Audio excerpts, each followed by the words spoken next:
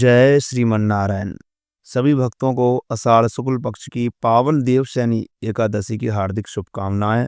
आज हम आपको सुनाने जा रहे हैं एक ऐसी पुण्यमयी कथा जो न केवल हमारे धर्म का सार है बल्कि ईश्वर की भक्ति में डुबोने का अद्भुत अवसर भी प्रदान करती है। पुराणों के अनुसार आषाढ़ मास के शुक्ल पक्ष की इस पद्मा एकादशी को अधिकांश व्यक्ति देवशयनी अथवा देवशोनी एकादशी कहते हैं। इस दिन से भगवान विष्णु 4 मास के लिए क्षीर सागर में शयन करते हैं। इसी कारण इस एकादशी को हरिशयनी एकादशी भी कहते हैं। पुराणों में यह भी कहा गया है कि इस दिन से विष्णु भगवान 4 मास तक बलि के द्वार पर पाताल में रहते हैं और कार्तिक मास के शुक्ल पक्ष की एकादशी को अपने लोक में लौटते हैं। इन 4 महीनों में भगवान विष्णु के क्षीर सागर में शयन अथवा पाताल में निवास करने के कारण ही विवाह आदि कोई शुभ कार्य नहीं होते। लगभग सभी एकादशियों को भगवान विष्णु की पूजा आराधना के लिए ही माना जाता है, परंतु आज की रात्रि से जो भगवान का शयन प्रारंभ होगा अतः उसकी विशेष विधि विधान से पूजा की जाती है। भगवान विष्णु की प्रतिमा को आसन पर आसीन करके उनके हाथ में शंख चक्र गदा पद्म सुशोभित करके उन्हें पीतांबर पीले वस्त्रों या पीले दुपट्टों से सजाया जाता है। पंचामृत से स्नान करा करके उसके बाद भगवान विष्णु को धूप दीप पुष्प इत्यादि से पूजा करके घी का दीपक जला करके आरती उतारी जाती है। भगवान विष्णु को तांबुल यानी कि पान और मूंगी फल सुपारी अर्पित करने के बाद भगवान को भोग इत्यादि लगाया जाता है एवं उनकी स्तुति की जाती है। प्रिय मित्रों, एकादशी का व्रत एक दिन पूर्व यानी कि दशमी से ही सात्विक भोजन करें। एकादशी के दिन ब्रह्म मुहूर्त में उठ करके स्नान करें, उसके बाद व्रत आदि का संकल्प लें।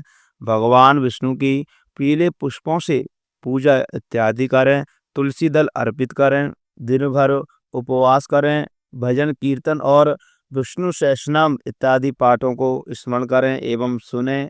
अगले दिन द्वादशी को व्रत का पालन करें और ब्राह्मणों को भोजन कराएं। आइए प्रिय भक्तजनों, अब आप सुनेंगे देवशयनी एकादशी की व्रत कथा। तो बोलिए विष्णु भगवान की जय, एकादशी महारानी की जय, कृष्ण कन्हैया लाल की जय। धर्मराज युधिष्ठिर ने श्री कृष्ण भगवान से पूछा, हे जनार्दन, हे केशव, आषाढ़ शुक्ल पक्ष की एकादशी का क्या नाम है? इस व्रत के करने की क्या विधि है और किस देवता का पूजन किया जाता है? श्री कृष्ण भगवान कहने लगे, हे युधिष्ठिर, एक समय नारद जी ने ब्रह्मा जी से यही प्रश्न किया था। तब ब्रह्मा जी ने उत्तर दिया कि हे नारद, तुमने कलियुगी जीवों के उद्धार हेतु अति उत्तम प्रश्न किया है, क्योंकि एकादशी व्रत सब व्रतों में श्रेष्ठ है। इस व्रत से समस्त पाप नष्ट हो जाते हैं और जो व्यक्ति इस व्रत को नहीं करते वे नरकगामी होते हैं। सभी एकादशियों के व्रत श्रेष्ठ हैं और उनके करने से भगवान विष्णु अपने भक्तों पर अति प्रसन्न होते हैं, परंतु उन सब में भी आषाढ़ मास के शुक्ल पक्ष की एकादशी को सबसे अधिक पुण्य प्रदायक माना गया है। पद्मा एकादशी, इस एकादशी से संबंधित पुराणों में वर्णित एक कथा मैं तुमसे कहता हूँ। हे नारद, तुम ध्यानपूर्वक होकर के उस कथा को श्रवण करो। सतयुग में मानधाता नाम का एक सूर्यवंशी राजा था जो सत्यवादी और महान प्रतापी था। वह प्रजा का पुत्र की तरह लालन पालन करता था। उसकी प्रजा धन धान्य से भरपूर और सुखी रहती थी। उसके राज्य में कभी अकाल नहीं पड़ता था। एक समय उस राजा के राज्य में 3 वर्ष तक वर्षा नहीं हुई और अकाल पड़ गया। प्रजा अन्न की कमी के कारण अत्यंत कष्ट पाने लगी और अन्न के प्रभाव के कारण यज्ञ आदि भी बंद हो गए।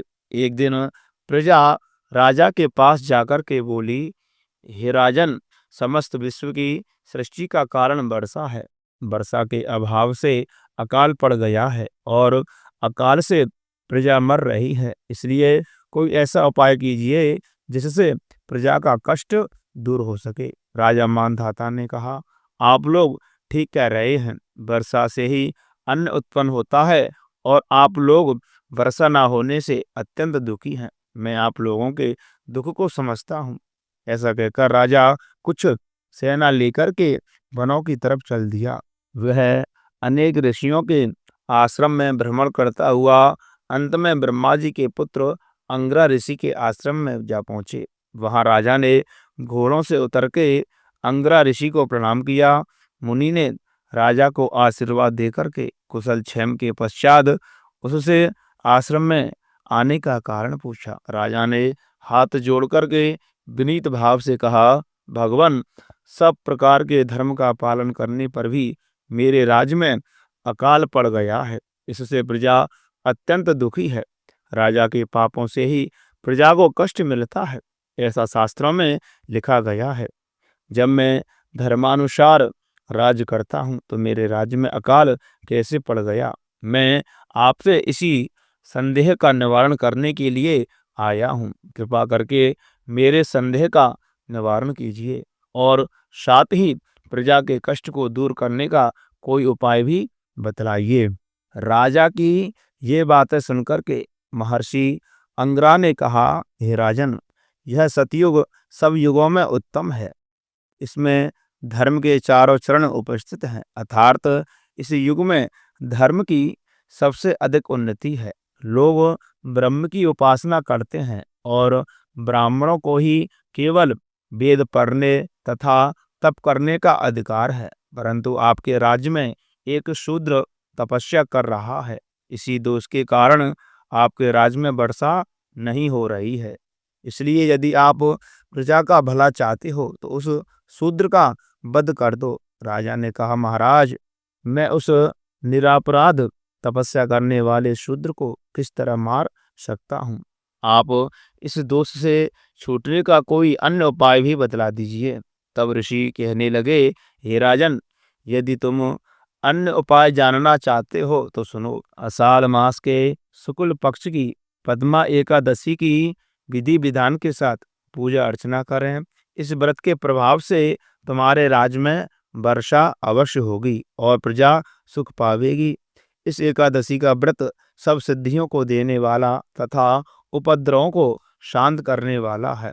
अतएव प्रजा, सेवकों तथा मंत्रियों सहित तुम इस व्रत को करो। मुनि के वचन सुनकर के राजा अपने नगर में वापस आ गया और विधि पूर्वक पद्मा एकादशी का व्रत किया गया। उस व्रत के प्रभाव से वर्षा हुई और प्रजा को सुख पहुंचा। इस हरिशयनी एकादशी का व्रत सभी मनुष्यों को करना चाहिए, क्योंकि यह व्रत इस लोक में भोग और परलोक में मुक्ति को देने वाला है। इसकी कथा के सुनने एवं पढ़ने मात्र से ही मनुष्य के समस्त पाप नष्ट हो जाते हैं।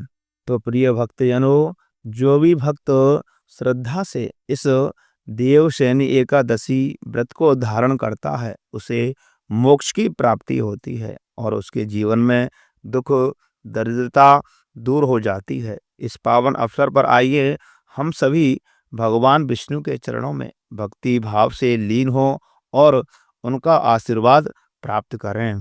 तो प्रिय भक्तजनों, ये रही देवशयनी एकादशी व्रत की संपूर्ण कथा। जो भी भक्त इस कथा को सच्ची श्रद्धा, नियम और निष्ठा के साथ धारण करते हैं एवं कथा को श्रवण करते हैं तो उन्हें भगवान विष्णु की अविचल भक्ति प्राप्त होती है और उनके चरणों में मोक्ष की प्राप्ति होती है। तो प्रिय भक्तजनों, ये वीडियो आपको अच्छी लगी हो, ये कथा आपको थोड़ी सी भी अच्छी लगी हो तो कृपा करके इस वीडियो को अपने मित्रों के साथ ज़्यादा से ज़्यादा शेयर करें, वीडियो को लाइक करें। अगर आपने अभी तक हमारे चैनल को सब्सक्राइब नहीं किया है तो सब्सक्राइब अवश्य कर लें और कमेंट बॉक्स में ओम नमो भगवते वासुदेवाय अवश्य लिखें। ऐसा करने से आपके जीवन में सकारात्मक ऊर्जा का संचार होगा। तो प्रिय भक्तजनों, आप सभी को पद्मा एकादशी, हरिशयनी एकादशी की बहुत बहुत हार्दिक शुभकामनाएं एवं बहुत बहुत बधाई। जय श्री कृष्णा।